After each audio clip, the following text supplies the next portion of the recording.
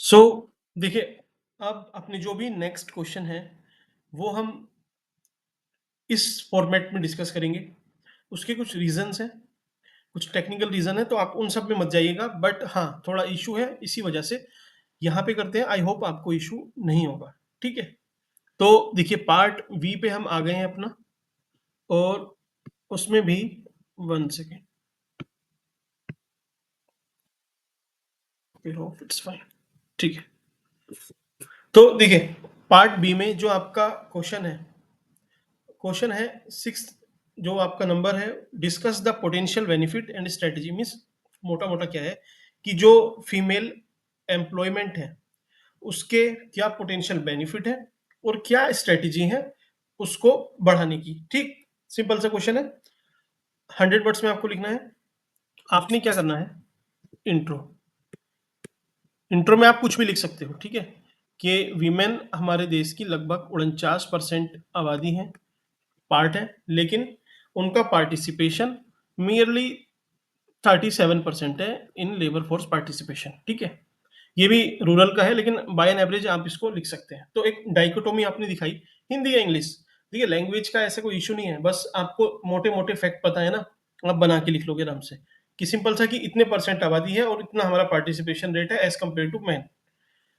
Introduction हुआ। अब आप चाहें तो एक ये डायग्राम भी बना सकते हैं, ठीक है। इसको चलिए बाद में बनाना, पहले आपने क्या करना है कि पोटेंशियल बेनिफिट। तो ये आपका इंट्रो हुआ। यहाँ पे पोटेंशियल बेनिफिट देखिए, जो भी क्वेश्चन में पूछा है उसको डायरेक्टली आपने एज ए हेडिंग बनाना है। यहाँ से 3-4 पॉइंट, बस 2-3 पॉइंट, ये बेनिफिट है इसके, और हम स्ट्रेटेजी क्या होगी हमारी, रणनीति क्या होगी। चलिए इसको हिंदी में लिख देते हैं, रणनीति। ठीक, अब रणनीति में भी वही 4-5-6 पॉइंट, 4-5 पॉइंट, 4 बस, क्योंकि 8 नंबर का हो जाएगा। याद आए तो कंक्लूजन कर देना, लेकिन 8 मार्क्स में आप चाहे तो अवॉइड भी कर सकते हैं, कोई इशू नहीं है, ठीक। अब इसके फायदे क्या होंगे, अब फायदे सोचने बैठोगे वहां पे आपको देखिए याद तो होंगे काफी सारे, लेकिन एग्जैक्ट आपके दिमाग में वो आ जाए, वो शायद उतना पॉसिबल नहीं है। प्लस मैं आपको यहाँ पे डेटा, काफी डेटा है, वो आपको मॉडल आंसर हिंदी इंग्लिश दोनों में मैं प्रोवाइड करूंगा इसके वीडियो के बाद, ठीक है। तो वो मिलेंगे, आप टेंशन मत लेना, लेकिन आप हर टॉपिक पे नए नए फैक्ट पढ़ते जाओगे तो आपको शायद ही वो उतने यूजफुल होंगे। तो बस एक बेसिक से फैक्ट कुछ याद रखना, और वो पॉइंट आपको पता होनी चाहिए, उन पॉइंट्स में उनको डालते जाना, आपका काम हो जाएगा, ठीक है। तो जैसे एजुकेशन है, एजुकेशन पे 10 डेटा नहीं पढ़ना, एक या दो डेटा, अच्छे से अच्छा डेटा जिसको आप हर जगह यूज कर सकते हो, वो रखना अपने पास। बस उसको मल्टीपल उसमें यूज करो। अब पेपर 1 में जो आप लिख के आओगे, अब अगर लगभग वही डेटा आपने पेपर 2 में भी लिखा, तो एग्जामिनर को थोड़ी पता है। एग्जामिनर तो दोनों अलग होंगे ना, पेपर चेक करने वाले, तो आपको वो सब टेंशन नहीं लेनी है। ये सिलेबस की डायमेंशन है अपनी, फिक्स टेम्पलेट, इसको रट लेना। ये GS 1 का है, आपको देखिए याद करने में भी आसानी होगी। सॉरी, ये GS, ये है पॉइंट। हिस्ट्री आती है, कल्चर है, सोशल है, ज्योग्राफी है, ठीक। पेपर 2 में पॉलिटिकल और गवर्नेंस, पेपर 3 में GS टेक्नोलॉजी आती है, एनवायरमेंट भी आता है, तो उसमें चलिए वो ज्योग्राफी में कवर हो जाता है। पेपर 4 में इथिक्स, ठीक। आई होप आपको पॉइंट पता चल गए होंगे। अब इसके फायदे क्या होंगे, तो अब आपको स्मार्ट प्ले क्या करना है। ये देखिए, क्वेश्चन पूछा गया है इकोनॉमी का, तो ये तो आपके दिमाग में है। इसमें सबसे पहले आप इकोनॉमी का पॉइंट रखना, जो पहला पॉइंट आपका आएगा वो है इकोनॉमी का। तो इकोनॉमिक क्या बेनिफिट होंगे इसके, वो आपने लिखना है कि एक तरह से जो वीमेन है वो मोनेटाइज्ड इकोनॉमी, जो मुद्रीकृत अर्थव्यवस्था है, उसका पार्ट बन जाएंगी, ठीक। अब इसमें कोई डेटा वेटा नहीं लिखना, क्योंकि ये सिंपल पोटेंशियल बेनिफिट पूछ रहा है, ठीक।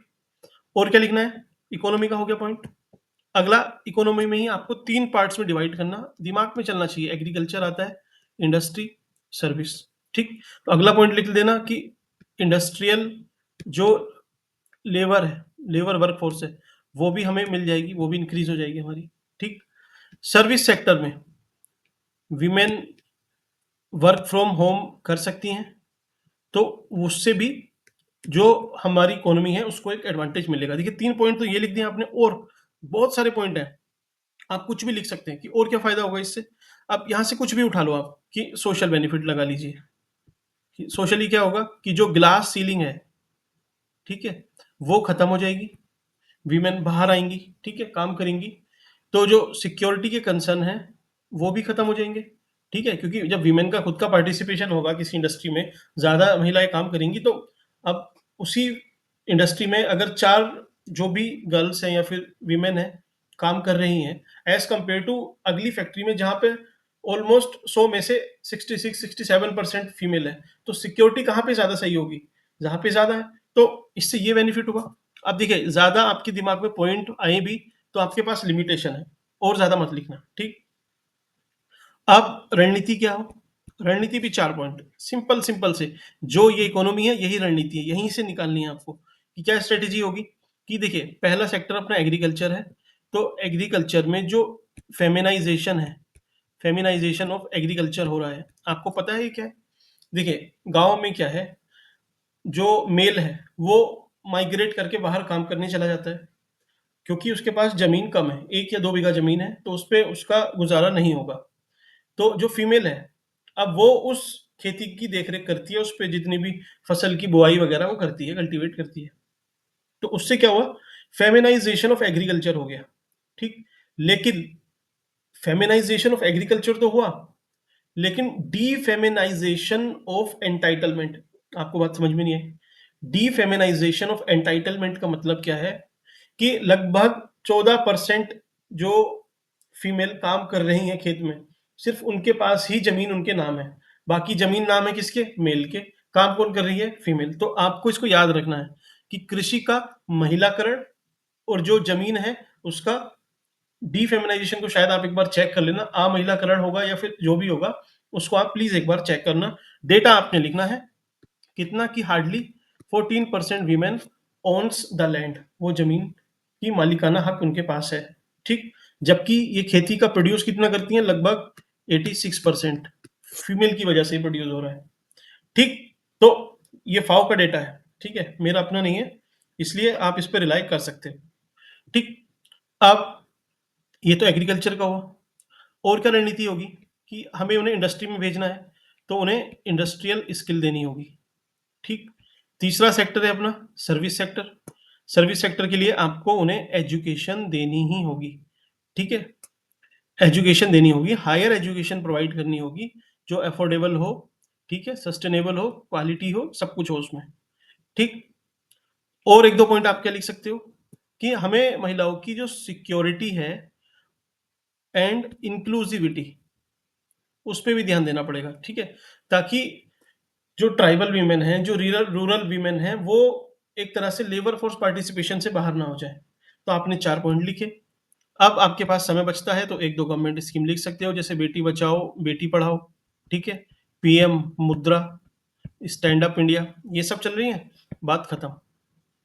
डायग्राम के लिए मैं जो आपसे बोल रहा था, आप डायग्राम ऐसे ड्रॉ कर सकते हो वो, कि 2018 में, 2018 में और 2022 में जो फीमेल का पार्टिसिपेशन है वो लगभग 22% से 37% बढ़ा है, रूरल वीमेन का, ठीक है।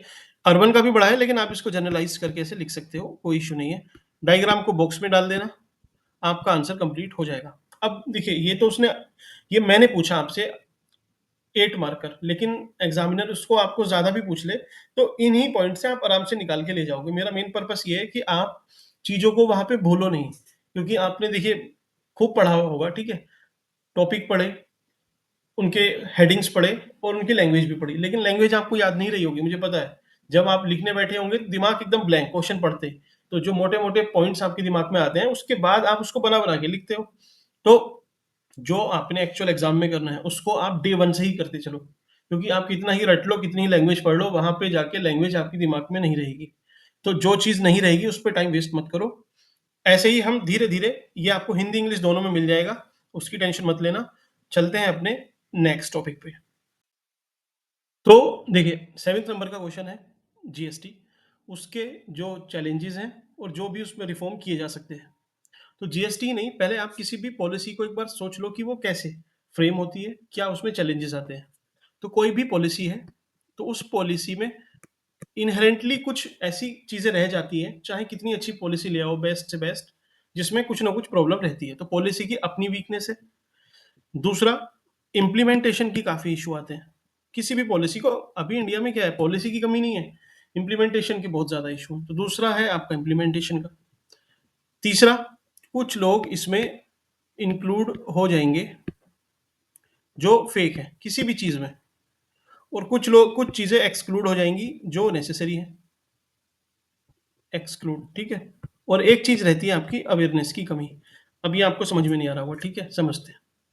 पीएम किसान ले लीजिए, पीएम किसान पॉलिसी, सॉरी स्कीम है, जिसमें 6,000 रुपए किसानों को दिया जाता है। तो इस स्कीम में क्या कुछ आपको एरर नहीं लगता? एरर है? तो भई 6,000 रुपए अपने आप में ही एक कम अमाउंट है। चलिए, वो भी आपको नहीं लगता। तो इसके इम्प्लीमेंटेशन में देखिए कितने इश्यू हैं कि जो भूमिहीन किसान हैं, जिनके पास ज़मीन ही नहीं है, तो उनको तो ये 6,000 मिलेंगे नहीं, जबकि सबसे ज़्यादा ज़रूरत उन्हीं को थी, तो उनको नहीं मिलेगी। तो मिली किसको? जो बड़े किसान हैं, उनके पास लैंड रिकॉर्ड भी है, तो उनको मिल जाएगा। तो देखिए ये इंक्लूजन किसका हुआ? फेक, जिसको ज़रूरत नहीं है उसका एक्सक्लूड कौन हो गए? जिनको मिलना चाहिए था। अवेयरनेस लोगों में कम होती है, ठीक है?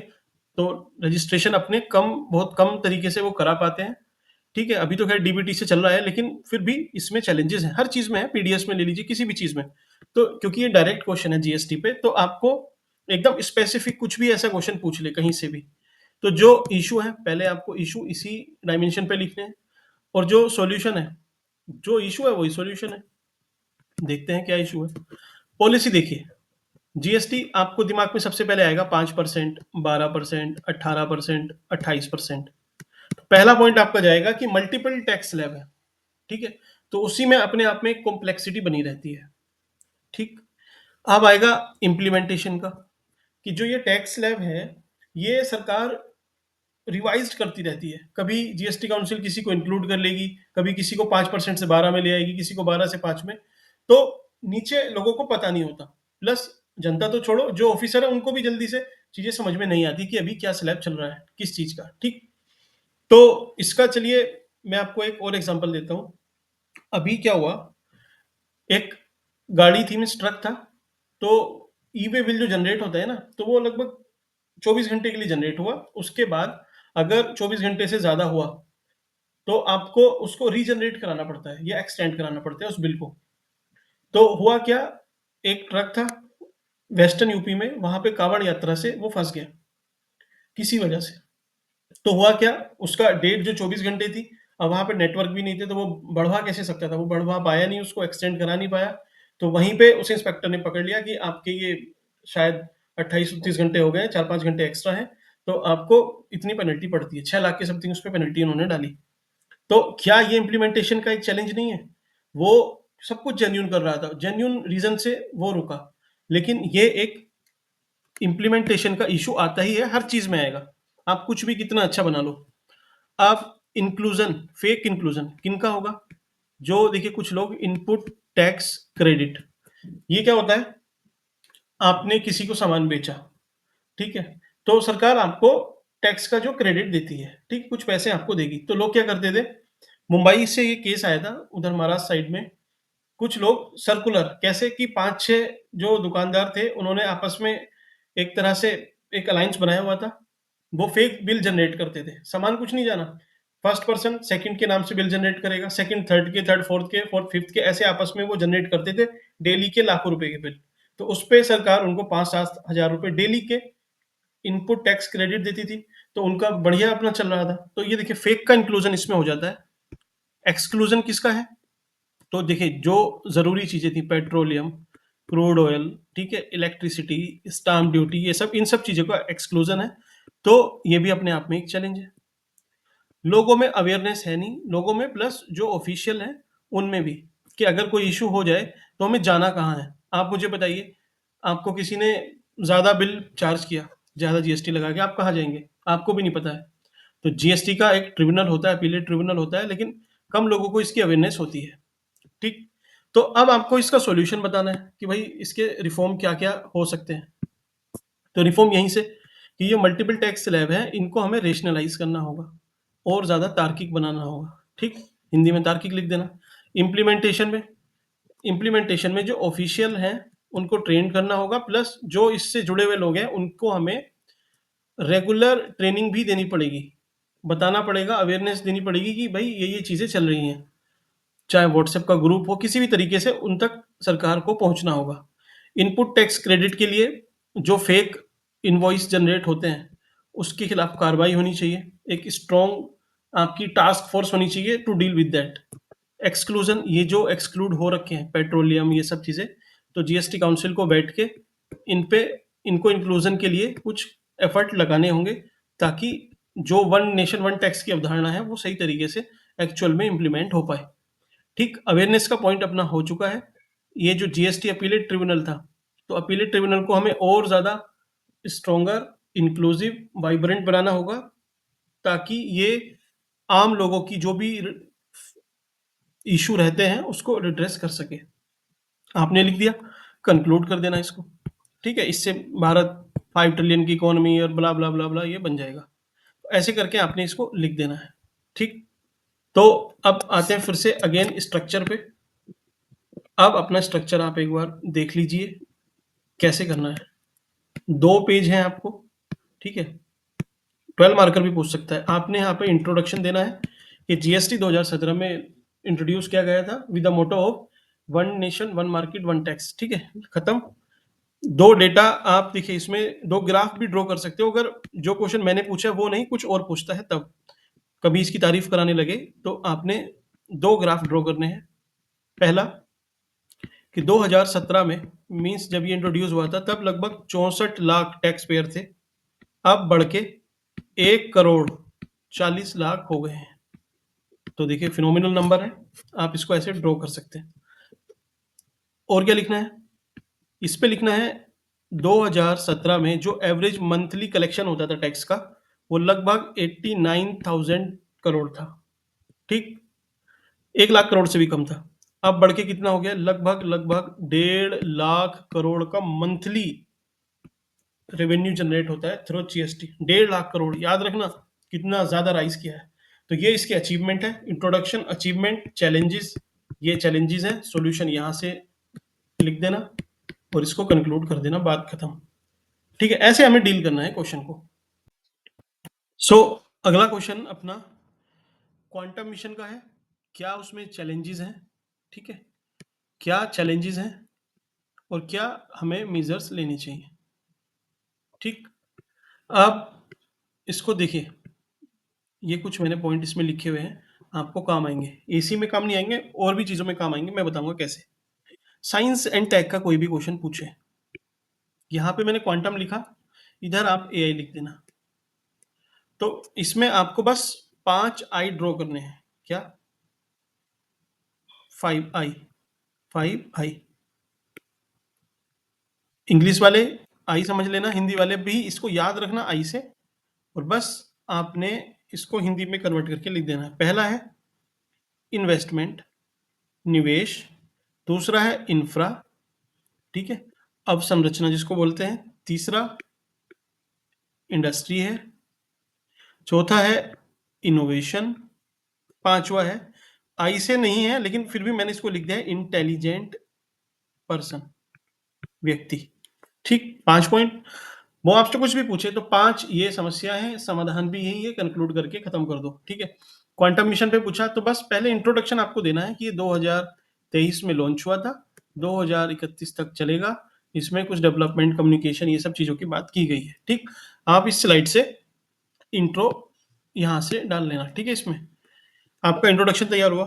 अब देखिए, मैं आपको ये भी प्रोवाइड कर सकता हूँ, आप देख के खुद लिख लोगे, लेकिन उसका एडवांटेज नहीं है। फिर फायदा क्या है आपको ये मॉडल आंसर देने का, वो तो वर्बेटिम लोग जो पढ़ देते हैं, वो उससे कोई फायदा नहीं है, मुझे नहीं लगता। मेरा मेन पर्पस है कि आपके 2 ढाई 3 घंटे अगर लिए जा रहे हैं तो कम से कम आपको कुछ उससे मिलना चाहिए।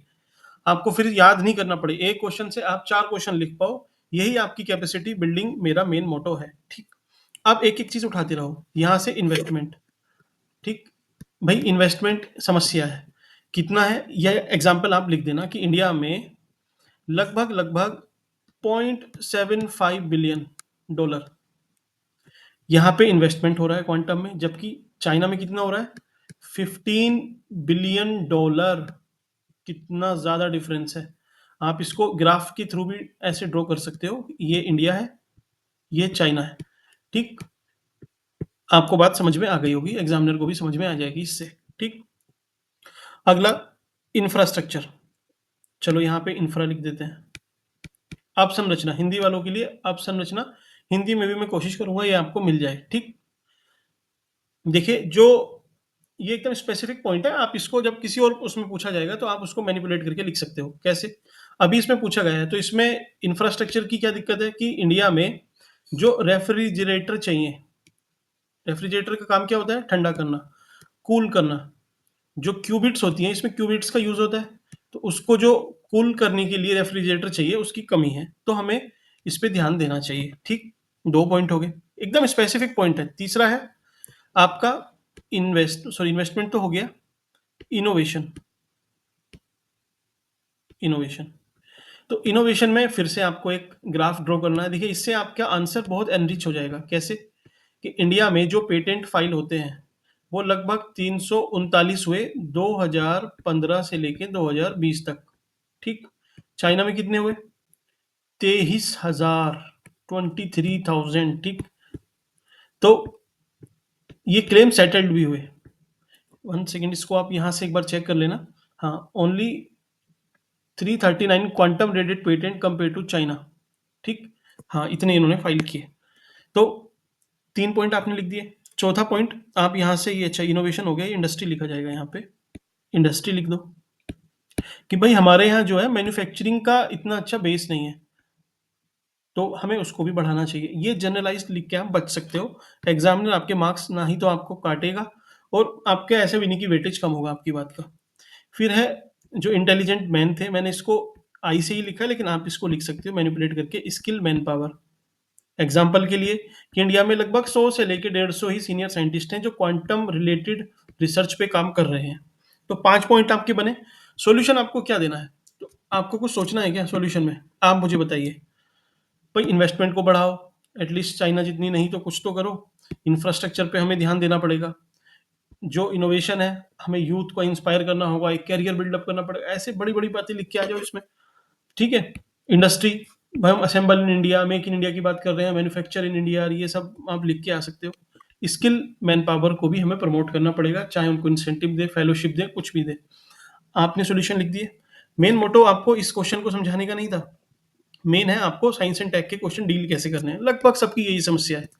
वो जनरलाइज पूछ रहे हैं हमसे कि भारत में जो विज्ञान है उसके विकास में क्या क्या कठिनाइयां हैं। बताइए आप क्या लिखोगे? भाई, इन्वेस्टमेंट की है, इनोवेशन की है, ठीक है, इंफ्रास्ट्रक्चर की है, और ये सब इंडस्ट्री स्किल यही तो है। इसको हटा दो यहाँ से।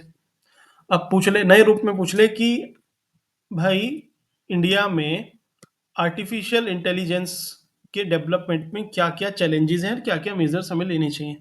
तो आप यहाँ पे ये जो डेटा है, इसको, ये तो क्वांटम का डेटा है वैसे भी, आप चाहे तो इसको स्किप करके लिख देना कि लगभग 1% से भी कम हमारे यहाँ इन्वेस्टमेंट है इन R&D, रिसर्च एंड डेवलपमेंट में। ठीक है, एज कम्पेयर टू चाइना जहाँ पे ठीक ठाक है। ये जीडीपी के टर्म्स में। तो एक तो आपने पॉइंट ये रहा, एग्जाम्पल चेंज हो गया। इंफ्रास्ट्रक्चर आप लिख सकते हो कि भाई AI को जो भी इसके लिए चाहिए इंफ्रा, वो हमारे पास नेसेसरी इंफ्रा नहीं है। उसके डेवलपमेंट के लिए जो लैब्स चाहिए, जो बड़े बड़े सॉफ्टवेयर, ये सब चीज़ें, मैन पावर है उसका इशू है। ठीक है, इंडस्ट्रियल बेस नहीं है, जो हार्डवेयर ऐसे ऐसे कुछ चीज़ें जो भी मैन्युफैक्चर कर सके, वो चीज़ नहीं है। तो आप देखिए, ये बस आपने साइंस एंड टेक में पूछेगा, आता है आपको ठीक है, नहीं आता तो 5 आई से लिख के आना। वो पूछ ले बायोटेक कि बायोटेक्नोलॉजी के डेवलपमेंट में इंडिया में क्या इशू है, तो आपके एग्जाम्पल चेंज होंगे, पॉइंट नहीं। इन्वेस्टमेंट का इशू है, इंफ्रा का इशू है, इनोवेशन का है, ठीक है, इंटेलिजेंट मैन का, मीन्स मैन पावर का, और इंडस्ट्रीज का। ठीक है। तो आई होप आपको ये हेल्प करा होगा। बस ये सब ऐसे पढ़ लेना, इसमें कुछ है नहीं। ये याद भी नहीं रहेगा आपको, कितना भी रट के चले जाना, आपको नहीं काम आने वाला। ठीक है। तो ये यूजलेस है, लेकिन जस्ट लोग पूछते हैं, मांगते हैं, तो देना पड़ता है। चलिए नेक्स्ट क्वेश्चन पे चलते हैं अपने। सो नेक्स्ट क्वेश्चन का एसेंस अपना ये है, जो इन्फ्लेशन है वो कैसी होनी चाहिए? हाई, लो, या मॉडरेट? वो पूछ रहा है आपसे। हाई से क्या क्या होगा, लो से क्या होगा, होना क्या चाहिए? तीनों चीज पूछ रहा है। क्वेश्चन पूछा जाएगा आपसे, आपने क्या करना है, इन्फ्लेशन को डिफाइन करना है एकदम क्रिस्पली, कि जनरल लेवल ऑफ जो प्राइसेस हैं उसका बढ़ जाना, एक शॉर्ट स्पैन ऑफ टाइम में, मीन्स एक छोटी समय अवधि में जो भी किसी गुड्स या सर्विसेज के वस्तु के जो भी मूल्य है वो बढ़ जाना इन्फ्लेशन है। ठीक। उदाहरण के लिए आप दे सकते हो, जैसे वेनेजुएला में वगैरह में हुआ था, ठीक है, श्रीलंका में भी हुआ था, ठीक है, अभी आप दे सकते हो रिसेंटली। आप होना क्या चाहिए आइडियली, तो ये मैंने आपका ऑलरेडी ड्रॉ किया हुआ है ताकि आपका टाइम ज़्यादा वेस्ट नहीं हो। इसको एक बार देख लेते हैं। आपको आई होप समझ में तो आता होगा ना कि इन्फ्लेशन ये सब क्या है, पूरी साइकिल समझ में आती है। चलिए एक बार मैं आपको बता देता हूँ। ठीक। आपने बैंक है, इसमें अपनी जो भी सेविंग वगैरह है वो रखी। ठीक। इस बैंक से लोन लिया किसी ने, अंबानी वगैरह ने। ठीक। अब इस लोन से इन्होंने एक फैक्ट्री लगाई, इंडस्ट्री लगाई। इस इंडस्ट्री में सपोज इन्होंने बनाया पार्ले जी। पार्ले जी, इस पार्ले जी को कौन खा रहा है? ये आदमी। तो इस इंसान ने पैसा दिया, सपोज 5 रुपए दिए इस इंडस्ट्री को। ये गए बिजनेसमैन के पास 5 रुपए, इस 5 में से इसने 4 रुपए दे दिए बैंक को, और बैंक ने जो इस आदमी ने इन्वेस्टमेंट की थी उसका लगभग 3 रुपए इसको दे दिए। तो ऐसे एक साइकिल चलती है। अब ये जो इंडस्ट्री है इसमें से आप दो चीज़ देखना, एक तो ये जॉब भी देगी लोगों को, और जो प्रोड्यूस करेगी ये बाहर एक्सपोर्ट भी करेगी। ठीक। एक्सपोर्ट करके भी पैसा लेके आएगी। तो ये एक जनरल सा ओवरव्यू हुआ। ठीक। अब आपने इसी को बस समझना है। कैसे समझना है? फॉर एग्जाम्पल, इन्फ्लेशन ज़्यादा है, मान लीजिए 20% इन्फ्लेशन है। तो पहले आपको एक पार्ले जी खरीदने के लिए 5 रुपए देने पड़ रहे थे, ठीक है। अब 5 का 20% लगभग 6 रुपए आपको पे करने पड़ेंगे। ठीक। तो भाई आपकी जो परचेजिंग पावर है वो कम हो जाएगी। क्यों कम होगी? क्योंकि आप पहले भाई 10 रुपए में 2 बिस्किट ले सकते थे, अब क्या 10 रुपए में 2 बिस्किट ले सकते हो? नहीं, एक बिस्किट लोगे, आपकी परचेसिंग पावर कम हुई। 1970s में लगभग ऐसा ही हुआ था यूएस में। ठीक। अगला, अब जब देखिए आप दो खरीदते 10 रुपए में, अब आप खरीद नहीं सकते हो, अब आप सिर्फ लगभग एक खरीद सकते हो पूरा। तो आप क्या करोगे? चलिए ठीक है, एक ही खा लेता हूँ। तो पहले आपकी डिमांड दो की थी, अब हो गई एक की, तो डिमांड कम होगी इसी वजह से। तो देखिए डिमांड कम हो जाएगी। अब डिमांड कम हुई तो कोई तो इसको बना रहा था किसी फैक्ट्री में, तो भाई वो ज़्यादा क्यों बनाएगा? उसने भी बनाना कम कर दिया कि भाई पहले मैं 20 पैकेट बनाता था, अब 10 बनाऊंगा क्योंकि 10 की डिमांड है। तो ऐसा हुआ 2008 में, जो ग्लोबल फाइनेंशियल क्राइसिस आया था। आप एग्जाम्पल कोट कर सकते हो, ग्लोबल फाइनेंशियल क्राइसिस। ठीक है, बस इतना लिखना होता है, ये पॉइंट है, ये एग्जाम्पल है। अब जो प्रोड्यूस कर रहा था वो 20 की जगह 10 करेगा। ठीक। तो पहले वो 20 को बनाने के लिए 20 लोगों को उसने एम्प्लॉयमेंट दिया था, अब 10 को बनाने के लिए 10 को देगा, तो वो जॉब से निकाल देगा, बेरोजगारी बढ़ जाएगी। ठीक। अब वो बाहर भी तो भेज रहा था, लेकिन अब बाहर भी लगभग यही स्थिति बनी उसकी, क्योंकि जब देखिए इन्फ्लेशन इतनी ज़्यादा है, डिमांड यहाँ पे कम है, उसने ले ऑफ किया तो प्रोडक्शन तो उसका कम ही हुआ, तो वो एक्सपोर्ट भी अब उतना नहीं कर पा रहा है। तो उस वजह से भी उसकी हालत खराब होगी, जैसे वेनेजुएला में अभी हुआ था। ठीक। वहाँ की फिर सरकार को करेंसी नई इशू जारी करनी पड़ी। तो उस वजह से आप समझ सकते हैं ज़्यादा से ये नुकसान है। कम से भी नुकसान है कि हाँ, कम से भी नुकसान है कि सपोज आपका रेट 1% है इन्फ्लेशन का। इन्फ्लेशन मीन्स कि आपने बैंक में जमा किया, तो अब बैंक आपको, जब महंगाई ही 1% है तो कितना ब्याज देगी उस पर? ½ % देगी, कभी कभी तो नहीं देती। जो जापान और यूरोप की कुछ कंट्रीज है वहां पे निगेटिव रेट है। ठीक है, मीन्स अगर आप वहां पे पैसा डिपॉजिट करते हो तो उल्टा आपका पैसा कटेगा। तो ऐसा क्राइसिस भी आता है, ब्राजील में भी आया था एक बार पे, जब डेब्ट रेट में फंसे थे साउथ अफ्रीका वगैरह। तो ये चीजें होती हैं। तो इससे क्या होगा, आप इन्वेस्टमेंट अब देखिए बैंक में करते हैं, बोले नहीं भैया बैंक में क्यों डालने, फालतू में उसमें डालेंगे भी तब भी हमारा पैसा उल्टा कटेगा या फिर रिटर्न कम मिलेगा। तो ऐसा 2009 में हुआ था। यूरोपियन जो यूरोप है वहां पे सोवरेन डेट क्राइसिस आया था। एग्जाम्पल कोट करने हैं बस। उससे क्या होगा, जो रुपी है या फिर कोई भी करेंसी है उसका एक तरह से स्टैग्नेशन हो जाएगा। कैसे? कि अब रुपी आगे बढ़ ही नहीं रहा है, 1 रुपया वो और इवन कम होता जा रहा है, आगे नहीं बढ़ रहा है। क्योंकि इन्फ्लेशन होगा, इन्फ्लेशन मतलब एक मॉडरेट इन्फ्लेशन अच्छी होती है, उसी से इकोनॉमिक ग्रोथ वगैरह आपकी होती है। ठीक है। तो उससे रुपी का स्टैग्नेशन हो जाएगा। एग्जाम्पल की लिख लिख देना 1990s से 2000 के बीच में लगभग ये क्राइसिस चल रहा था। काफ़ी सारी कंट्रीज़ में फेस किया उन्होंने, ठीक? इवन जो 1997 या 1996 का ये जो क्राइसिस आया था आसियान वाला, ये भी लगभग इसी से रिलेटेड था, ठीक? अगला है जो कंट्री है, अब देखिए वहाँ पे जब इतना कम इन्फ्लेशन है, तो कम ही लगभग वहाँ पे जो लोग हैं वो बैंक में रखेंगे पैसा। उन्होंने कम रखा तो जो लोन लेने वाले लोग थे वो भी थोड़े से कम रहेंगे, बोले क्यों ही लेना लोन, ठीक? क्योंकि जब लोग इतना डिमांड है भी नहीं, तो उस वजह से क्या है ना, डेट ट्रैप में फंस जाती है कंट्री, जैसे ग्रीस फंसी थी। अभी इसके साथ तो इशू हुआ था 2-3 साल पहले। तो आपको बस देखिए एग्जाम्पल कोट करने हैं, मेन यहाँ एग्जाम्पल रहेंगे आपके, पॉइंट्स तो जो भी हैं, ठीक? अब इसको इरेज करते हैं, चलिए। आपने एक बैलेंस अप्रोच देनी है, जो बुद्धा का मिडिल पाथ है। क्या कि भाई हमारी जो मॉनेटरी पॉलिसी कमेटी है, उसने रिकमेंड किया है कि 2% यहाँ लिखना, 6% इधर लिखना, और ये इन्फ्लेशन है, ठीक है? तो ये 6% और ये 2%, इसके बीच में जो रहेगा वो ऑप्टिमम है, मतलब आदर्श है, ठीक? इसके ऊपर भी खराब है और नीचे भी खराब है। तो आई होप आपको समझ में आया होगा। इस डायग्राम से आप इसको कंक्लूड कर देना और बस नीचे लिख देना मॉनेटरी पॉलिसी की रिकमेंडेशन है for optimum economic growth, 5 trillion के टारगेट को अचीव करने के लिए, सस्टेनेबल डेवलपमेंट को तीसरी सबसे बड़ी अर्थव्यवस्था बनाने के लिए, जो भी दिमाग में है लिख देना, आपका काम हो जाएगा। नेक्स्ट क्वेश्चन है फूड प्रोसेसिंग का, ठीक है? खाद्य प्रसंस्करण, ठीक है? इसके क्या क्या पोटेंशियल है इंडिया में, ठीक? अगला ये कंज्यूमर से रिलेटेड पूछ रहा है, और तीसरा इंडस्ट्री का क्या फायदा है। तो देखिए पोटेंशियल क्या है, इंडस्ट्री पे कुछ भी क्वेश्चन आए तो आपको कुछ चीज़ें तो ध्यान रखनी है। कैसे? कि इंडस्ट्री की लोकेशन, ठीक? दूसरा रॉ मटेरियल चाहिए, तीसरा लेबर चाहिए, चौथा ट्रांसपोर्ट या फिर इंफ्रा लिख सकते हो आप, और पांचवा मार्केट, और छठा कैपिटल, गवर्नमेंट की पॉलिसी। इनको तो इंडस्ट्री आए तो इनको तो चेपना ही है आपने कहीं से भी उठा के, बस ये पॉइंट तो आपके आने हैं। पोटेंशियल क्या है खुद उठा के देख लो। पहला, भाई फूड प्रोसेसिंग के लिए हमारे पास मल्टीपल लोकेशन है। कैसे?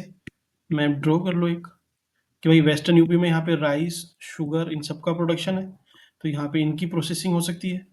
इतनी लंबी हमारी कोस्ट लाइन है, तो यहाँ पे क्या मिलता है? फिश, तो फिशरी का प्रोडक्शन हो सकता है, उसकी प्रोसेसिंग हो जाएगी। राजस्थान इधर सब में भाई जो गाय भैंस हैं, गोट यहाँ पे कश्मीर में मिलती हैं, तो इनके मिल्क की प्रोसेसिंग हो सकती है, नहीं हो सकती? ठीक है? और बहुत सारे ब्रांड है भी जो प्रोसेसिंग में लगे हुए हैं। यहाँ पे जो ट्राइबल का जो भी ये जनरेट करते हैं लोकली, उसका भी आप प्रोसेस करके उनकी सेल्फ लाइफ बढ़ा सकते हैं। तो पहला पॉइंट ये हुआ पोटेंशियल हमारी डाइवर्सिटी।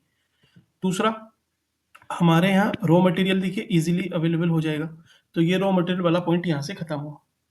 तीसरा पोटेंशियल हमारे यहाँ लेबर, इसमें लेबर पूछा है, भाई डेटा आप नहीं लिख सकते हो क्या? डेटा आप आराम से लिख दोगे कि भाई कितनी जनता है हमारे यहाँ, कितने पीपल हैं जो रोजगार ढूंढ रहे हैं, तो लेबर हमारे यहाँ आराम से मिल जाएगी। मैं देखिए आपको डेटा इसमें लेबर का क्यों नहीं दे रहा हूँ, क्योंकि आप सब लोग एटलीस्ट कहीं ना कहीं से एक ना एक डेटा पढ़ रखा होगा हमारे यहाँ की, कितना बेरोजगारी है, या फिर जो वेजेस हैं वो कितने कम है। तो जब इतने कम वेजेस हैं तो भाई लेबर तो आपको इजीली मिल ही जाएगी, उससे आपका प्रोडक्शन थोड़ा सा कॉस्ट इफेक्टिव हो जाएगा। ठीक है? कितना है वैसे? एवरेज मनरेगा की लगभग 200 रुपये है, ये वेरी करती है स्टेट टू स्टेट वेजेस, तो चीफ वेजेस है। चौथा, हमारे यहाँ देखिए ट्रांसपोर्ट का इंफ्रा काफ़ी अच्छा हुआ है, पर्टिकुलरली रोड कनेक्टिविटी और रेल कनेक्टिविटी अच्छी है। ठीक है? रेल में तो हम शायद सेकंड लार्जेस्ट है, एक बार चेक कर लेना इसको। रोड की भी हमारी कनेक्टिविटी अच्छी है, तो ये सब पोटेंशियल बेनिफिट है, आप इसको लिख सकते हैं। तो ये तो पोटेंशियल है हमारा। अब इससे फ़ायदा क्या है? इंडस्ट्री पे आते हैं। कंज्यूमर को तो जो प्रोड्यूस करके इंडस्ट्री देगी वो मिल ही जाएगा। इंडस्ट्री पे देखते हैं सबसे पहले। इंडस्ट्री के लिए देखिए क्या ज़रूरी है, ये सब चीज़ें तो मिल गई, आप इस ये लिंक हो गया यहाँ से। इंडस्ट्री में अगर हम प्रोसेसिंग करते हैं तो सेल्फ लाइफ बढ़ जाती है। कैसे?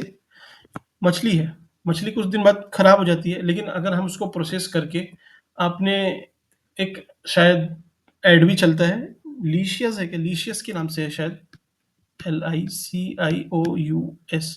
तो ये पैकेज जो फिश है उसको प्रोवाइड कराता है, ठीक है। तो उससे क्या हुआ, उसकी सेल्फ लाइफ बढ़ी। सेल्फ लाइफ बढ़ी तो वो ज़्यादा दूर तक ट्रांसपोर्ट हो सकता है, उसका मार्केट भी ज़्यादा हो जाएगा। भाई अभी कोलकाता से बन रही थी या वहाँ पे कंज्यूम हो रही थी, अब वहाँ से वो ट्रांसपोर्ट होकर दिल्ली या फॉरेन भी जा सकती है। तो शेल्फ लाइफ बढ़ी, तो उससे इंडस्ट्री का भी फायदा है, कहीं भी लगाएगा वो, कहीं भी ऑल ओवर द वर्ल्ड उसको आराम से ट्रांसपोर्ट कर सकता है। तो अगला पॉइंट इसी से रिलेटेड है, ग्लोबल मार्केट का एक्सेस मिलता है, ठीक है, जहाँ पे अच्छे रिटर्न है, मॉनेटरी गेन से, ठीक। हमारा एक्सपोर्ट भी बढ़ता है, जो वेस्ट हो जाता है, अब देखिए ये मछली अगर लोग वहाँ की नहीं खाते किसी वजह से तो खराब हो जाती, लेकिन जो वेस्ट था वो अब ऑप्टिमाइज हो गया, मीन्स रिसोर्स का जो संसाधन है उसका ऑप्टिमाइजेशन हो रहा है, तो उपयोग बढ़ रहा है, ठीक है। तो ये इंडस्ट्री के लिए बेनिफिट है। अब आपने एक दो डायग्राम ड्रॉ करने हैं, एक ड्रॉ कर देना इसमें बस, ये सिंपल सा। कैसे, ये मैंने फीडबैक में भी काफ़ी बच्चों को दिया है, डिफरेंट चीज़ें ज़्यादा ट्राई मत करना, सिंपल सा जो आप तैयार करके गए हो। यहाँ अगर आप मिल्क है तो यहाँ पे पनीर बना दोगे इससे, ठीक। यहाँ पे व्हीट गेहूं है तो यहाँ बिस्किट बना दो इससे, ठीक। और जो भी आपको कुछ भी याद आए, एनीथिंग, वेजिटेबल है, टोमेटो, ये सब है, इससे सॉस बन जाएगा, केचप बनेगा, ठीक है, ये सब आप ऐसे इसको ड्रॉ करके आना। और तीसरी चीज़ आपने क्या करनी है, चैलेंजेस में पूछ ले या फिर सॉल्यूशन में पूछे, क्या रखना है। हमारे यहाँ क्या है, तीन तरह की प्रोसेसिंग होती है। पहला, एक खेत से मक्का, जो मेज है, भुट्टा जिसको बोलते हैं, वो आपने तोड़ा, उसके आपने वो तो हाथ से ही कोर निकाल दिया, ठीक। तो ये तो कोई प्रोसेसिंग है, ये प्रोसेसिंग, थोड़ी तो प्रोसेसिंग है भाई, लेकिन उतनी बड़ी प्रोसेसिंग नहीं है, तो ये छोटी सी एकदम प्राइमरी लेवल पे है, ठीक। ये सेकेंडरी लेवल पे और ये tertiary level means higher level पे है, इनके लेवल है बस, ये आपको ऐसे लिख देना है। सेकेंडरी पे क्या होगा कि आप जो वीट था, ठीक है, जो वीट है, गेहूं होता है, वो एक पौधे में रहता है, उस पौधे से आप दाना निकालते हो, तो वो दाना है पहला। और दूसरा स्टेज क्या है, उस वीट को आपने पीस के आटा बना दिया, उसका फ्लोर, आशीर्वाद आटा वगैरह, तो ये भी एक तरह से प्रोसेसिंग हुई, ये भी ठीक है। हल्दी की भी करते हैं हम, मिर्ची की भी करते हैं, ये सब करते हैं, मसालों की करते हैं, ठीक है। तो इसमें वैल्यू एडिशन तो है लेकिन उतना ज़्यादा नहीं है। और इससे ऊपर जाना, वीट का एग्जांपल लेते हैं, इस वीट से आपने बिस्किट बनाया, तो ये हायर लेवल का है। आपने चिप्स बनाया टोमेटो से, सॉरी, पोटैटो से, तो ये हायर लेवल की प्रोसेसिंग है कि एक आलू से आप 5 पैकेट या 10 पैकेट भी चिप्स के बना सकते हो, जिसकी कीमत शायद 1 रुपए भी ना हो, और यहाँ से आप 50 रुपए या 100 रुपए का प्रोड्यूस कर लोगे आराम से। तो कितना ज़्यादा रिटर्न है, 100 टाइम्स। और सिर्फ आलू के आप यहाँ पे कुछ और बनाते, छोटी मोटी चीज़, ठीक है, तो उसमें इतना आपको रिटर्न नहीं मिलता, और प्राइमरी लेवल पे तो और कम। तो आप ये भी लिख सकते हो, ठीक है। फिर फूड प्रोसेसिंग में और क्या लिखना है, ये देखिए, ये तो कहीं भी है, इस 3 डायग्राम को याद रखना कि क्वालिटी, अफोर्डेबिलिटी और एक्सेसिबिलिटी, मीन्स पहुंच, हिंदी में पहुंच होना, अफोर्डेबल मतलब सस्ती होना, और क्वालिटी मतलब बेहतर होना, ठीक। ये तीनों आपने लिख दिया, इसका इंटरसेक्शन ही है। आप इसको जो भी क्वेश्चन पूछा जाए, जैसे क्वालिटी एजुकेशन पूछ ले तो एजुकेशन में लिख देना, हेल्थ में पूछ ले तो यहाँ पे हेल्थ लिख लेना, ऐसे ही आप इस इंटरसेक्शन को यहाँ भी ड्रॉ कर सकते हो कि जो भी प्रोड्यूस करे तो उसकी क्वालिटी अच्छी हो, अफोर्डेबिलिटी हो, या फिर सस्टेनेबिलिटी, या फिर और जो भी आपको समझ में आए, ठीक। ये हुआ। अब कंज्यूमर के लिए क्या फ़ायदा है कि भाई प्रोसेसिंग इंडिया में ही हो रही है, मैन्युफैक्चरिंग इंडिया में हो रही है, तो उसको चीप रेट पे, सही रेट पे बेस्ट क्वालिटी मिल जाएगी ईजिली, ठीक। तो इससे अफोर्डेबिलिटी बढ़ेगी, किसकी, पुअर की, गरीब की भी, तो गरीब को भी न्यूट्रिशन वगैरह मिल पाएगा, ठीक। तो आपका ये होलिस्टिकली हो गया। अब गवर्नमेंट की स्कीम दो चार, एक दो स्कीम याद रख लेना बस, जैसे मेगा फूड पार्क, ठीक है, बना रही है। उत्तराखंड में पूछे तो वहाँ के एग्जाम्पल दे देना, हरिद्वार के, उधम सिंह नगर के, ठीक है। पीएम संपदा योजना, जिसमें प्रोसेसिंग पे ध्यान दे रही है। अगला है पीएम मत्स्य संपदा योजना, ठीक ठीक है। और फिर इसको कंक्लूड कर देना, आप जिससे भी करना चाहें, जैसे एसडीजी नंबर शायद 8 है, जो इंफ्रास्ट्रक्चर इनोवेशन इंडस्ट्री, हाँ यही है, या फिर 8 है या 9 है, तो इंफ्रास्ट्रक्चर, इनोवेशन और इंडस्ट्री पे ध्यान देने के लिए बोलता है। तो ये फूड प्रोसेसिंग भी एक इंडस्ट्री है, जिस पे हम ज़्यादा फोकस करके हम बेरोज़गारी भी कम कर सकते हैं, अच्छा प्रोड्यूस कर सकते हैं और ग्लोबल सप्लाई चेन का एक पार्ट बन सकते हैं। तो आंसर अपना यहाँ पे कंप्लीट होता है। सो नेक्स्ट क्वेश्चन अपना डेजर्टिफिकेशन है, ठीक है? मरुस्थलीकरण, जो इंडिया के कंटेक्स्ट में पूछा है, लेकिन आपने इसको कॉम्प्रिहेंसिवली तैयार होके जाना है, क्योंकि जो ग्लोबल कॉजेज़ हैं, वो इंडिया में भी हैं, जो कॉन्सिक्वेंसेस दुनिया में हैं, वही इंडिया में भी हैं, ठीक है? तो आपने इसको ऐसे तैयार करना है। ये पहली चीज़ मैं आपको बता दूँ, डाउन टू अर्थ में एक आर्टिकल था, वहाँ से क्वेश्चन ये उठाया गया है। आपको कंटेंट देखिए, आप चाहें तो डाउन टू अर्थ का आर्टिकल पढ़ भी सकते हैं, मैं आपको लिंक प्रोवाइड कर दूँगा, अदरवाइज़ ये इनसाइट्स का है, कोचिंग का, किसी का भी नाम लेने में कोई ऐसा इश्यू नहीं है, जहाँ पे कंटेंट आपको सही मिल रहा है। तो इन्होंने सही से दिया हुआ था, तो इसलिए मैंने इसको यहाँ पे लगा दिया है, ठीक है? तो चलिए इसी को सबसे पहले देखते हैं। आपने डेफिनेशन देनी है। हिंदी, इंग्लिश में आप इसको मैं आपको हिंदी में भी प्रोवाइड करूँगा। डेज़र्टिफ़िकेशन क्या है? ज़मीन का डिग्रेडेशन, ठीक है? वो चाहे सूखी हो, एरिड हो, सेमी एरिड हो या ड्राई सब हमिड एरिया कहीं भी हो, ठीक? अब ये आपने छोटा-सा इंट्रो देना है, ज़्यादा बड़ा नहीं, बस इतना। अगला आपको क्या लिखना है? इसके कॉजेज़ क्या हैं? तो कॉजेज़, यहाँ पे कॉजेज़ लिख देना, मीन्स कारण। यहाँ पे लिखना मैन मेड, मैन मेड। आपने ऐसे ही लिखना है बिल्कुल। आपको सच में बहुत स्ट्रक्चर्ड वे में मिल जाएगा आंसर इसका, मैनमेड और नेचुरल, ठीक? मैनमेड में 2-3 पॉइंट, नेचुरल में भी 2-3 पॉइंट, ठीक? मैनमेड के पॉइंट आप यहाँ से उठा लेना कि ओवर ग्रेजिंग, इंडिया में भी तो होती होगी। और एग्जाम्पल ये कोट करना कि India lost 31% of grassland between 2005 से 15, मीन्स 2005 से 15 के बीच में भारत ने लगभग 31% ग्रासलैंड खो दिया है। क्यों? Due to over grazing. Over grazing क्यों? क्योंकि पॉपुलेशन ज़्यादा है, जो भी यहाँ पे लाइफ स्टॉक है उनकी, ठीक? डिफोरेस्टेशन का एक इशू है हमारे यहाँ। देखिए, फॉरेस्ट जनरली रिड्यूसिंग साइड पे है, अभी खैर आईएसएफआर बता रहा है कि बढ़ रहा है, लेकिन डिफोरेस्टेशन तो होता है ना, पहाड़ पे तो खूब होता है, ठीक? तो उससे क्या होता है, डिफॉर अब कहीं पे यहाँ पे सपोज यहाँ पेड़ थे, अब पेड़ यहाँ पे बचे नहीं, तो ये लैंड क्या होगी, एकदम ओपन हो गई। तो इससे क्या होगा, यहाँ पे ये ज्यादा वल्नरेबल है टुवर्ड डेजर्टिफिकेशन, ठीक है? इसका डेजर्ट बनना ज्यादा आसान है। अब फार्मिंग प्रैक्टिस आप ले सकते हो, जैसे झूम कल्टीवेशन करते हैं, कुछ ट्राइब्स वगैरह करती है नॉर्थ ईस्ट की, वो भी है। अर्बनाइजेशन भी एक पॉइंट है, लेकिन ये उतना सुटेबल नहीं है। क्लाइमेट चेंज को आप लिख सकते हो, 4 पॉइंट लिख दिए, उससे ज्यादा आप कहाँ लिखोगे, कितना बड़ा क्वेश्चन पूछेगा। नेचुरल फैक्टर लिखने हैं कि कहीं पे फ्लड आ जाए सपोज, तो वहाँ की जो स्पीशीज है, छोटी माइक्रो स्पीशीज है, वो खत्म हो जाती है, उससे वहाँ की जो सॉयल है वो थोड़ी सी ज्यादा वल्नरेबल हो जाती है टुवर्ड डेजर्टिफिकेशन, ठीक? नेक्स्ट उसमें आप देख सकते हो, वाटर इरोजन हो जाए, मीन्स बारिश ज्यादा तेज हो जाए, तो उससे क्या है, स्प्लैश इरोजन हो जाएगा आपका।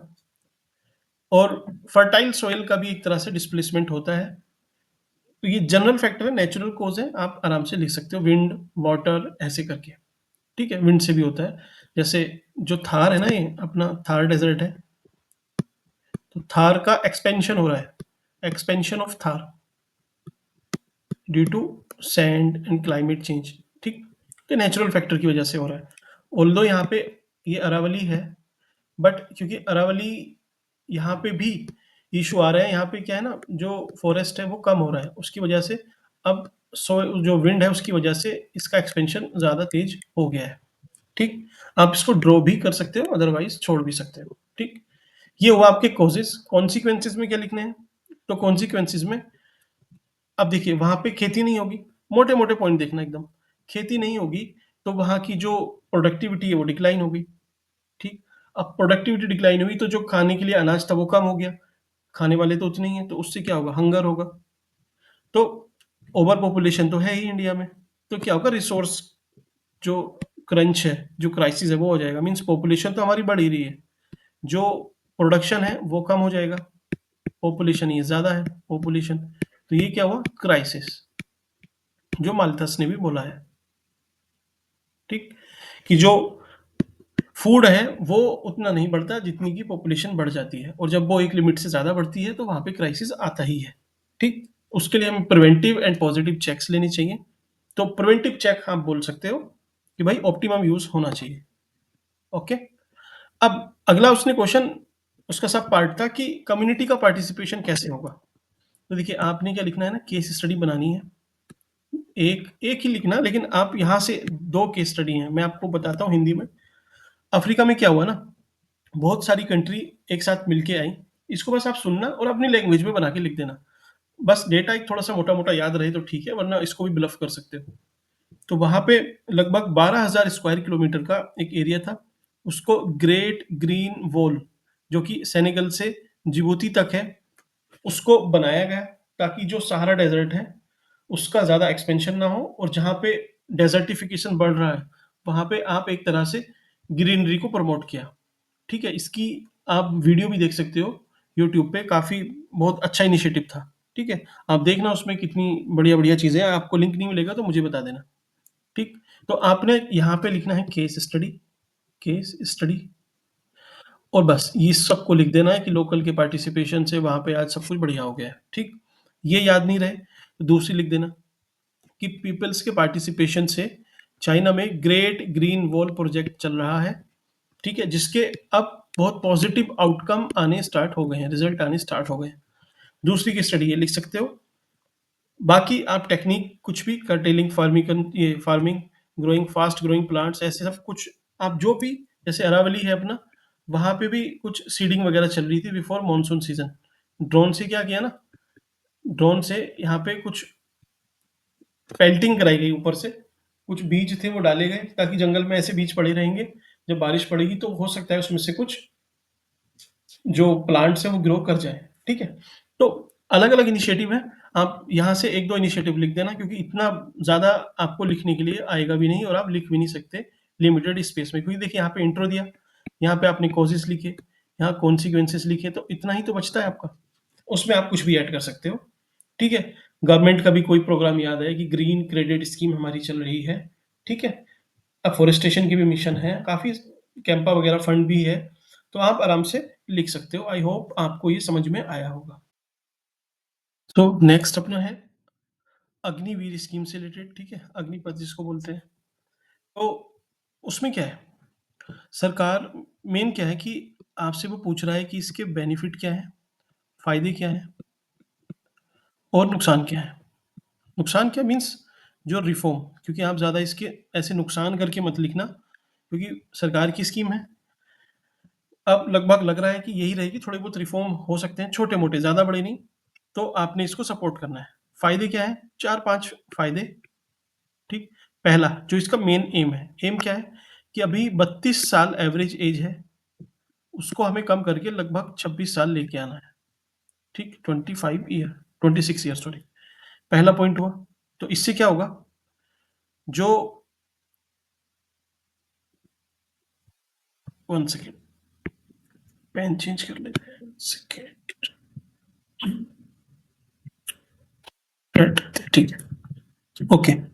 सो देखिए इसमें कहीं लिखा होगा, ये है अपना 4 से 5 साल कम करने की बात है एवरेज एज को, जो 32 है अभी, उसको हम 26 पे ले आएँगे। ठीक? इसके फ़ायदे क्या हैं कि आपको सेवा निधि मिलती है। हिंदी में भी आप इसको हिंदी में वैसे ही लिखना सेवा निधि ये वाला। ठीक है? इंग्लिश में ऐसे लिखना।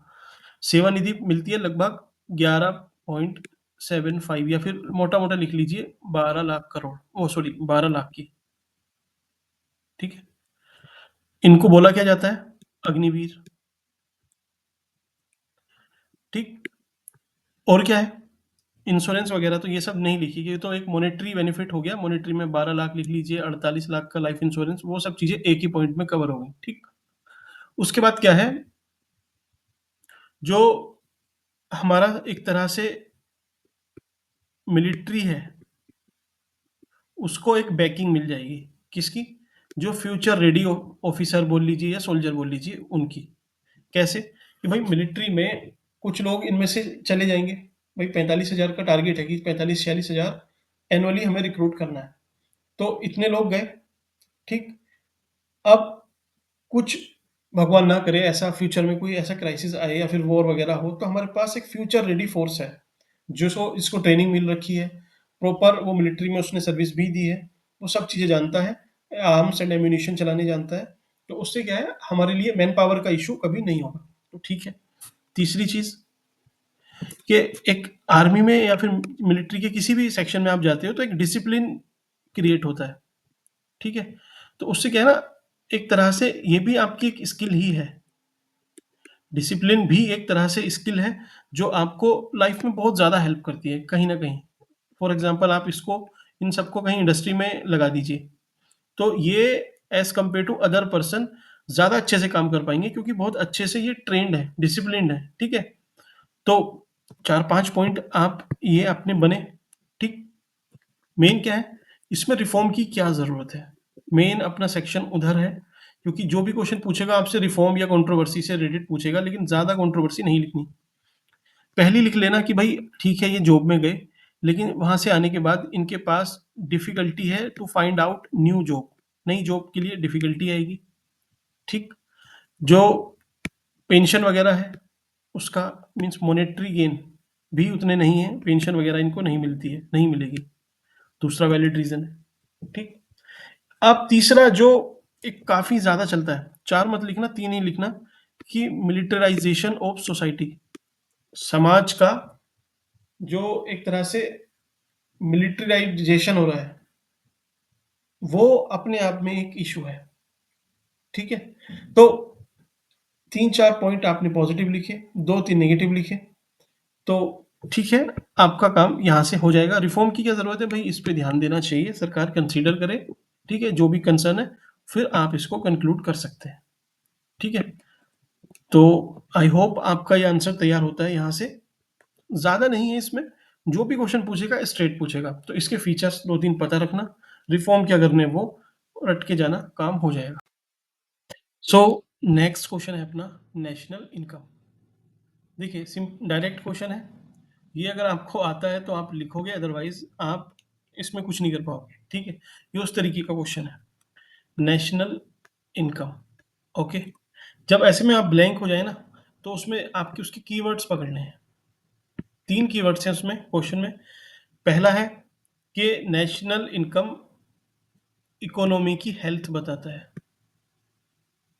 दूसरा है ग्रोथ बताता है इकोनॉमी की। और तीसरा उसमें है जो डिस्ट्रीब्यूशन वाला पार्ट, कि वो डिस्ट्रीब्यूशन को, बंटवारे को भी बताता है आय के। ठीक। अब आपके पास 2 पेज है। आपने लिखा कि इंडिया में नेशनल इनकम कैसे डिटरमाइन होती है, तो एनसीईआरटी की डेफिनेशन है एनएनपी एट फैक्टर कॉस्ट। ठीक है। यही हमारी नेशनल इनकम है। इसको हम कंप्यूट 3 तरीके से करते हैं, पहला, दूसरा, तीसरा। इलेक्शन कमीशन ऑफ इंडिया सुना है, ECI, election commission of India. तो ई से एक्सपेंडिचर मतलब खर्च वाला,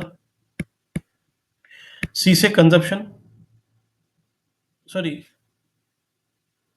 ये आपका हुआ इनकम मेथड, और ये एक्सपेंडिचर मेथड हुआ, ये आपका हुआ जीवीए, ग्रोस वैल्यू एडेड। इसको प्रोडक्शन बोलते हैं, सॉरी, प्रोडक्शन मेथड। ठीक। तो खर्च में क्या है, सी आई जी, सी आई जी एक्स माइनस एम, इसको याद रखना। इनकम मेथड में क्या है, विप्रो का आपने नाम सुना है, एक कंपनी है विप्रो, भाई इसका नाम लिख दो, W plus I plus P plus R, O हटा देना, कोई दिक्कत नहीं। जीवीए मतलब जो भी टोटल आउटपुट हुआ उसमें से जो इनपुट लगा उसमें, उसको माइनस कर दो, जो आया वो आपका जीवीए मेथड। ठीक। यहाँ पे आप थोड़ा सा लिख देना, इसको मैं इरेज कर देता हूँ। ठीक है, ताकि अब आपने इसको लिखना कैसे, पहले पॉइंट को तो ज़्यादा इसको इलेबोरेट नहीं करना, बस कंजप्शन मतलब उपभोग, इन्वेस्टमेंट मतलब जो भी निवेश करते हैं, जी से मतलब सरकारी खर्च, और एक्स माइनस एम का मतलब है कुल आयात, आयात या निर्यात। ठीक। Net import.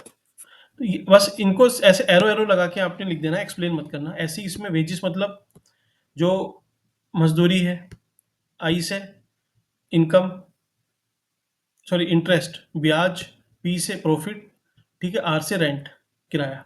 तो इन सबको जोड़ दोगे तो इनकम से निकल के आ जाएगा, और जीवीए मेथड। तो ये 3 मेथड आपने लिख दिए, आपका लगभग एक पेज इसमें खत्म हो जाएगा। ठीक, तो ये वाला पेज आपका इसमें चला गया। अब उसमें लिखना है कि इससे उसने बोला है कि इकोनॉमी की हेल्थ पता चलती है, तो हाँ भाई इकोनॉमी की हेल्थ पता चलती है। हमारा आज जो करंट प्राइस पे है वो लगभग मोर देन 90,000 है, 93,000 है शायद, 93,000।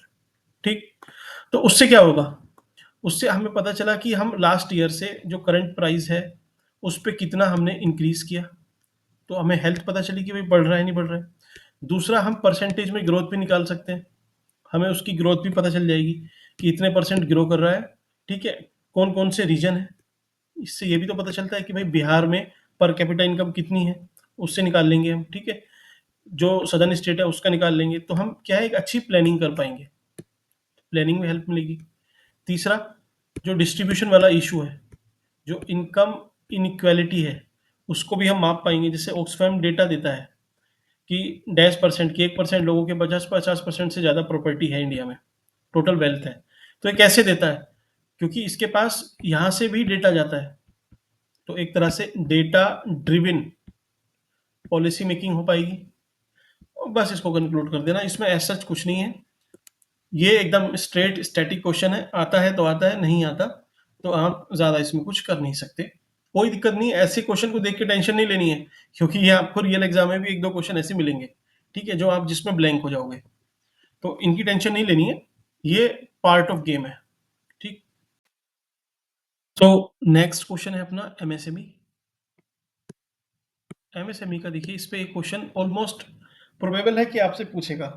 ठीक है, तो आपने इसका पता होना चाहिए कि इनका पहले इंट्रोडक्शन एक आपके पास बढ़िया सा होना चाहिए। कैसे, कि ये लगभग 30% जो मैन्युफैक्चरिंग है उसका कंट्रीब्यूट करते हैं इंडिया की जीडीपी में। 40% से ज़्यादा विदेशी एक्सपोर्ट, जो फॉरेन को हम एक्सपोर्ट करते हैं, वो ये कंट्रीब्यूट करते हैं। अभी संख्या में 6 करोड़ के आसपास हैं, जो लगभग 10 करोड़ से ज़्यादा रोजगार देते हैं। तो ये 3-4 पॉइंट, ये फैक्ट आपने इंट्रो में डाल के और फिर लिखना, इसी वजह से इन्हें growth engine of Indian economy कहा जाता है, भारतीय अर्थव्यवस्था का ग्रोथ इंजन कहा जाता है। इंट्रोडक्शन दिया एकदम हैवी लोडेड। अब वो पूछेगा कि समस्या क्या है, समाधान क्या है। यही है भाई, साइंस टेक में भी तो ऐसा ही था। मैंने आपसे बोला आई आई आई आई आई, ये सब लिख देना, बन जाएगा आपका आंसर। ऐसे ही इसमें इसमें अगर पूछे एमएसएमई में, तो लगभग ऑलमोस्ट सेम पॉइंट है, बस लैंग्वेज चेंज हो गई है। तो चैलेंजेस क्या है, पहला इसमें था इन्वेस्टमेंट का, तो इसमें भी लगभग पैसे का इशू है, फंड का इशू है, कैपिटल का इशू है कि भाई छोटे उद्योग हैं, कैपिटल है नहीं, तो उस वजह से अपने उद्योग को ये बड़ा नहीं कर पाते। ठीक, दूसरा, अब पैसा नहीं है तो उससे जो टेक्नोलॉजी है वो अपग्रेड नहीं कर पाएंगे, तो उससे इनकी क्या कॉम्पिटेंस खराब हो जाएगी। तीसरा, भाई सब कुछ भी किया आपने, मार्केटिंग का इशू है। अब एमएसएमई से इतनी छोटे स्तर पे काम करती हैं, लोग पहचान नहीं पाते कि ये सही भी है या नहीं भी है, मार्केटिंग ये कर नहीं पाती। हालांकि अभी आदिवासी हेयर ऑयल ये काफ़ी फेमस है। ठीक है, आपने देखा होगा एड में, ऑलमोस्ट हर 10-11 वीडियो के बाद ये शो होता है। ठीक, तो बढ़िया मार्केटिंग कर रहे हैं, लेकिन इससे आप रिलेट कर लेना कि मार्केटिंग का इशू है। चौथा, आपको नहीं लगता कि स्किलफुल मैन पावर जो चाहिए हमें, उसका भी इशू है? क्योंकि देखिए मैन पावर तो है एमएसएमई में, लेकिन स्किल जिससे इफेक्टिवनेस आए, जो क्वालिटी है, जो हमारी पॉलिसी है, जीरो डिफेक्ट जीरो इफेक्ट, कि कोई डिफेक्ट ही ना हो प्रोडक्ट में, तो उसका इशू मैन पावर की वजह से आता है। ठीक, पांचवा पॉइंट, इंफ्रास्ट्रक्चर। भाई लॉजिस्टिक काफ़ी महंगा है, प्लस एक तो लॉजिस्टिक महंगा है क्योंकि गाँव में छोटे एरिया पे होती हैं, वहाँ पे कनेक्टिविटी का इशू आता है, ट्रांसपोर्टेशन में उतना उनका खर्चा काफ़ी हो जाता है। दूसरी चीज़, ईज़ ऑफ डूइंग बिजनेस का इशू है कि इनको ना इजीली सिंगल विंडो क्लियरेंस नहीं मिलता। छठा पॉइंट भी आप लिख सकते हो, वो है अपना, देखिए फंड हो गया, टेक्नोलॉजी होगी, मार्केटिंग होगी, मैन पावर होगी, इंफ्रा हो गया, ये है कंपटीशन का। किनका कंपटीशन होता है, बड़ी बड़ी एमएनसी से, तो ये उनके सामने कहाँ कॉम्पीट कर पाएंगी।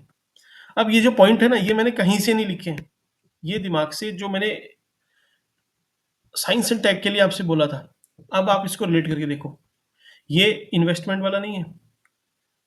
ठीक, मैन पावर इंटेलिजेंट लोग मैंने बोला था आपसे, इंफ्रास्ट्रक्चर ये हो गया, बड़ी-बड़ी इंडस्ट्री ये हो गया, तो ये 2 आई तो बचे, इनको टेक्नोलॉजी मार्केटिंग में करके लिख दिया मैंने। तो बस स्मार्टली आपको प्ले करना आना चाहिए। भाई इसका समाधान क्या होगा? भाई मार्केटिंग बढ़ाओ, एग्ज़ाम्पल के लिए जैसे आदिवासी हेयर ऑयल लिखना इस बात क्योंकि सब लोग देख रहे हैं, न्यूज़ में है, इससे आपकी अवेयरनेस पता चलती है। ठीक? सरकार ने रैंप करके एक योजना स्टार्ट की है, जो इनकी शिकायतें हैं उसके लिए समाधान पोर्टल इश्यू किया है। ठीक? जैम पोर्टल आपने सुना होगा कि जितनी भी सरकार के डिपार्टमेंट्स हैं अलग-अलग, वो इस पोर्टल के थ्रू इन एमएसएमई से परचेज़ करते हैं अपने डिपार्टमेंट्स के लिए जो भी सामान चाहिए होता है। तो इससे भी इनको प्रमोशन मिलता है। ठीक? अब क्योंकि आप उत्तराखंड का एग्ज़ाम देने जा रहे हो, तो अभी मोदी जी ने शायद लास्ट ईयर दिसंबर में house of Himalaya house of Himalaya नाम का एक प्लेटफ़ॉर्म लॉन्च किया था, जिस पे जो उत्तराखंड की जो भी प्रोड्यूस कर रही हैं एमएसएमई, वो इस पे अपने आप को रजिस्टर करा के अपना सामान उस पे शो कर सकते हैं और ग्लोबली उनको एक ब्रांडिंग मिल जाएगी हाउस ऑफ हिमालय की। तो हाउस ऑफ हिमालय का कोई प्रोडक्ट है, तो इससे देख के जो कस्टमर है वो परचेज़ कर सकता है। तो देखिए ब्रांडिंग हो गई, ब्रांडिंग का इश्यू आ रहा था ना, तो ये हो गया, मार्केटिंग का भी इनका काम सही हो गया। कंज्यूमर को भी एक रिलायबिलिटी मिल गई कि भाई सरकार का एक प्लेटफ़ॉर्म ही बना हुआ और इनको भी एक प्लेटफ़ॉर्म मिल गया अपना प्रोड्यूस बेचने के लिए। तो ये सब चीज़ें हैं, आप इसको लिख के आना आराम से, लोन के लिए भी मुद्रा लोन वगैरह है, ठीक है? तो काफ़ी सारी स्कीम है, आप लिख के आओगे, आपका काम यहाँ से हो जाएगा, ठीक? सो चलिए 1 सेकंड, ये सेकंड टाइम इसकी रिकॉर्डिंग करनी पड़ रही है। तो देखिए, एआई पे क्वेश्चन पूछेगा, मेन मोटो आपको क्वेश्चन के आंसर तो देना ही है, प्लस आपको उतना कंटेंट उस स्ट्रक्चर्ड वे में देना है ताकि कुछ और भी पूछे, तो आप आराम से डील कर पाओ। तो एआई का सिग्निफिकेंस, उसके चैलेंजेस, गवर्नमेंट ऑफ इंडिया की क्या स्ट्रेटेजी है, उसको हम देख लेंगे तो आपका आंसर कंप्लीट हो जाएगा, आपको इधर-उधर नहीं सर्च करना, ठीक है? तो एआई के फ़ायदे क्या हैं? तो इससे देखिए प्रोडक्टिविटी बूस्ट होती है, नो डाउट। किसी भी चीज़ में आप ले लीजिए, आपको एक डेटा एनालिसिस करना है, ठीक है? तो आप एआई से कराइए, तो वो आपको thousands of millions of data को एक साथ प्रोसेस करके विदिन फ्रैक्शन ऑफ सेकंड दे देगा और आपको शायद उसमें 2 दिन, 3 दिन, 10 दिन भी लग जाएँ। तो प्रोडक्टिविटी इससे बढ़ती है, ठीक है, ऑटोमेशन से, ये सबको पता है, वैलिड पॉइंट है। जो अच्छी चीज़ है उसको भी हमें रिकॉग्नाइज़ करना है। इससे डिसीज़न मेकिंग भी इम्प्रूव होता है इंसान का। अब देखिए, एक कस्टमर है, आप सेलर हो, तो कस्टमर को क्या पसंद है, अगर ये आपको पता चल जाए तो आपकी कितनी हेल्प होगी। तो एआई क्या है, जो उसमें एल्गोरिदम है उससे वो एक ऐसा पैटर्न ड्रॉ करेगा, ऐसी सपोज़ आप यूट्यूब पे देखते होंगे, आपको वीडियोज़ दिखाई जाती हैं रिपीटेडली, तो उससे आपकी जो भी चॉइस है उसका पता लगा लेता है, फिर आपको वैसे ही ऐड दिखाता है। सपोज़ आपने शू सर्च किए तो थोड़ी देर बाद आपको शू के ऐड दिखाएगा वो यूट्यूब पे। अब स्किप ऐड भी नहीं कर सकते हो आप उसपे। ठीक, कुछ-कुछ पे ऐसा होता है। तो ये क्या है, आपके पॉइंट ऑफ व्यू से तो ये गलत है, कुछ हद तक सही भी है, कि आपको जो चीज़ चाहिए आपको सर्च नहीं करनी पड़ रही है, आपको मिल जा रही है। जो सेलर है उसके लिए बहुत बढ़िया चीज़ है। भई उसे पता चल गया कि इस एज ग्रुप का, इस लोकेशन पे ये बंदा जिसकी अफोर्डेबिलिटी हो सकती है इतनी हो, वो कोई शू सर्च कर रहा है, ठीक? तो उसको उसी तरीके का वो दिखाएगा और बेच देगा। तो ये फ़ायदा है एआई का। अगला है, आपने देखा होगा रेलवे में भी या फिर काफ़ी जो गवर्नमेंट की साइट्स हैं वहाँ पे चैटबॉट लगे हैं। आपको छोटी-मोटी जो फैक होते हैं ना, फ्रीक्वेंटली आस्क्ड क्वेश्चन या छोटा-मोटा आपको चैट करनी होती है, किसी से पूछना होता है, उसके आंसर वो चैटबॉट देते हैं। तो ये भी एक अच्छी चीज़ है, नो डाउट काम करती है आपका, ठीक? अब बैंकिंग में देखिए, आप एक चीज़ देखिए, बैंक में पहले लोग अलग-अलग बैंक में 4 बैंक हैं, चारों से अलग-अलग लोन लिए डिफ़ॉल्ट करके। एक बैंक का दूसरे को नहीं पता, दूसरे का तीसरे को नहीं पता, तीसरे का चौथे को नहीं पता। तो उससे क्या हुआ? फ़ाइनेंशियल फ्रॉड ज़्यादा बढ़ने लगे। तो बैंकों ने क्या, इंटरऑपरेटेबिलिटी एक साइन की। एआई की मदद से अब सारी जो उनकी क्रेडिट प्रोफ़ाइल है, वो पता लगा लेती हैं सारी बैंक, उनका सिबिल स्कोर तैयार हो जाता है। उससे वो फिर अपना लोन उन्हें देना है, नहीं देना है, वो डिसीज़न लेती हैं। तो ये देखिए एक अच्छी बात है, इससे हमें लर्न करना चाहिए credit risk assessment in banking using machine learning models. बात सही है। अगला हेल्थ एजुकेशन रिसर्च में तो ये हेल्प करता ही है। तो ये इसके फ़ायदे हुए। अब पहले इसके थोड़े से नुकसान भी देखते हैं, है ना? चैलेंजेस भी तो हैं। One second. अब देखिए जॉब लॉस तो होगा, ये तो कंफर्म है। उस डेटा एंट्री की जो जॉब है पहले कोई और आदमी करता, अब एआई करेगा। ऐसे ही सपोज मोदी जी रशिया जाते हैं, ठीक, तो उन्हें रशियन तो नहीं आती, ट्रांसलेटर लेके जाते थे पहले। अब क्या है, एक वैसे हेडफोन चलने लगे हैं, वो ऑटोमेटिक रियल टाइम ट्रांसलेशन करके देता है आपका। तो जितने भी ये मिनिस्टर्स बड़े बड़े लोग इधर उधर ट्रैवल करते हैं उनका काम आसान हो गया। लेकिन जो एक जॉब थी ट्रांसलेटर की वो चली गई। तो आप सोचिए कितना मैसिव स्केल पे जॉब लोगों की गई होगी या जाएगी। तो ये एक वैलिड पॉइंट है, कंसर्न है, जो हम सबको थोड़ा सा ध्यान में रखना चाहिए। ठीक है। नेक्स्ट। अब देखिए एक एथिकल डायमेंशन भी है इसमें। जो एआई है उसमें कुछ डेटा फीड करते हैं, उसी के बेस पे वो आपको आउटपुट देता है।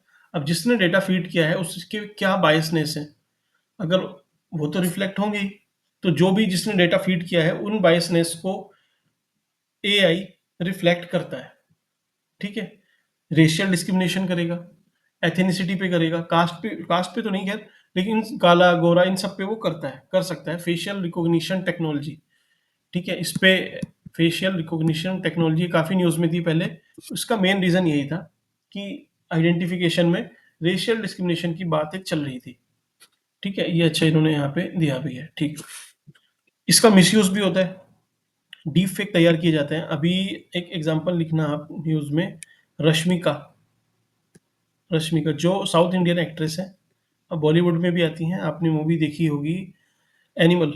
ठीक है, मूवी तो खैर बकवास थी, लेकिन उसमें जो एक्ट्रेस है उनका एक डीप फेक तैयार किया गया और थोड़ा सा वल्गर था। उन्होंने कंप्लेन की। अब देखिए वो तो इतनी एम्पावर्ड हैं, सशक्त हैं, उन्होंने उसकी कंप्लेन की, वो बाद में डीप फेक हटाया भी गया। लेकिन जो रूरल वीमेन हैं, जो छोटी बच्चियां हैं, उनको एक तरह से एक्सप्लॉइट कर सकता है कोई भी, उनका एक्सप्लॉइटेशन कर सकता है।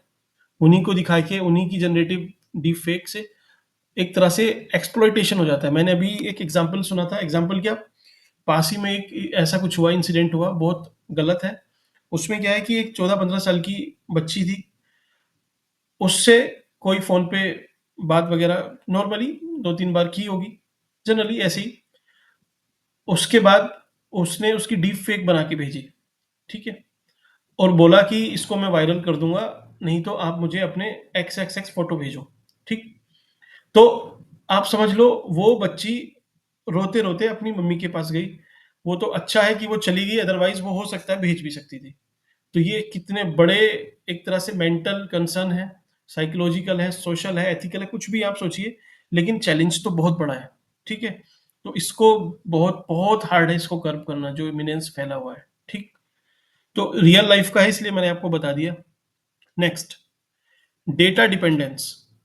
अब देखिए, अगर आपके पास डेटा गलत चला गया, क्योंकि पूरा एआई डेटा से चल रहा है, कोई रोबोट है उसमें गलत डेटा फीड कर दिया, तो मेडिकल इमरजेंसी में वो पेशेंट की जान भी ले सकता है। ऐसे कुछ घटनाएं हुई हैं, लेकिन वो इंडिया में अभी नहीं हुई, बाहर हुई हैं।